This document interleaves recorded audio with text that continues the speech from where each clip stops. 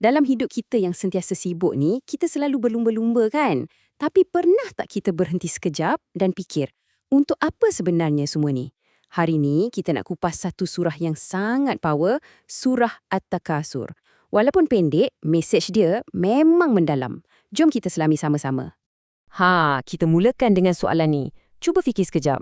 Bangun pagi sampai nak tidur malam, apa yang paling banyak dalam kepala kita? Kerja? Duit? Nak upgrade kereta? Atau mungkin berapa banyak likes kita dapat kat media sosial? Benda-benda inilah yang surah ni nak kita fikirkan betul-betul. Adakah kita sibuk dengan perkara yang betul?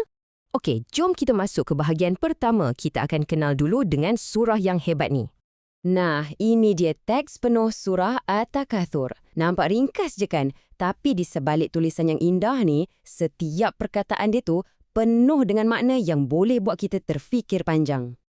Okey, sikit fakta menarik. Surah ni, surah ke-102, ada 8 ayat je dan diturunkan di Mekah. Apa maksudnya diturunkan di Mekah? Maksudnya, mesej ni antara mesej-mesej terawal dalam Islam. Dari zaman awal lagi, Allah dah ingatkan kita tentang bahayanya terlalu gairah kejar dunia sampai kita lupa tujuan sebenar kita hidup. Jadi, apa sebenarnya punca yang buat kita lalai sangat ni? Surah ni terus terang je bagi tahu puncanya. Jom kita tengok. Inilah dia kata kuncinya. At-Takasur. Nama surah tu sendiri, ia bermaksud tabiat kita yang suka sangat berlumba-lumba nak kumpul banyak-banyak. Tak kiralah harta, pangkat, atau kalau zaman sekarang ni, followers kat media sosial. Satu perlumbaan yang tak akan pernah ada penghujungnya kan? Ayat pertama ni, memang menusuk kalbu. Ia cakap terus terang, kita ni dah terleka. Sibuk sangat berlumba kumpul itu ini sampai kita lupa nak buat benda yang lebih penting. Sampai kita lupa nak tanya diri sendiri, aku hidup ni untuk apa sebenarnya? Bila kita dah tahu puncanya, apa pula akibatnya? Surah ni bagi gambarannya sangat jelas dan agak menakutkan sebenarnya. Ayat ni memang buat kita terdiam sekejap kan? Perlumbaan ni berterusan. Sampai bila? Sampai kita masuk kubur.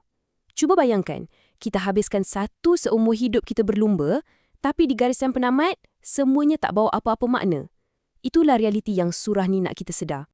Jadi, mesejnya jelas kat sini. Kelalaian ni, kalau kita tak buat apa-apa, ia akan jadi cara hidup kita.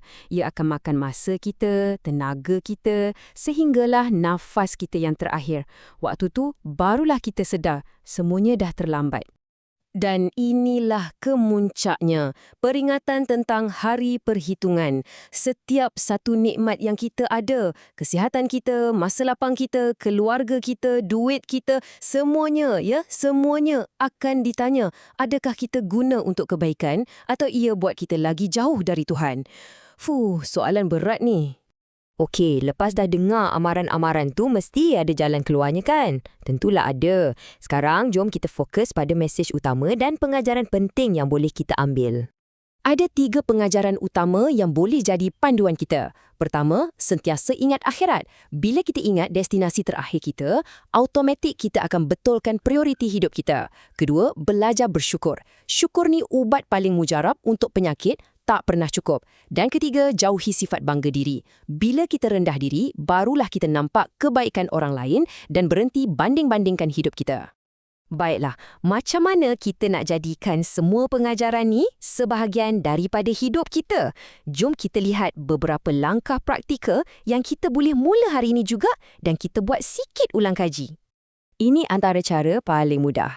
Mulakan dengan bersedekah. Bila kita memberi, kita sebenarnya ingatkan diri kita yang harta ni semua pinjaman je. Lepas tu, biasakan sebut Alhamdulillah. Bukan untuk benda besar je. Dapat minum air sejuk pun satu nikmat. Dan yang paling penting, fokus untuk jadi versi terbaik diri kita, bukan cuba jadi lebih baik dari orang lain. Sikit-sikit, lama-lama jadi bukit. Okey, jom kita uji sikit ingatan kita. Soalan pertama. Apa maksud At-Takasur? Ingat lagi tak? Maksudnya, perbuatan berlumba-lumba untuk mengumpul lebih banyak yang akhirnya melalaikan kita. Betul! Soalan kedua, yang ni memang kena ingat selalu. Menurut surah ni, bila agaknya perlumbaan dunia ni akan berakhir? Jawapannya, bila kita sampai ke destinasi terakhir kita, iaitu kubur. Dan soalan terakhir, cuba sebutkan satu je pengajaran daripada surah ni yang paling berkesan untuk anda.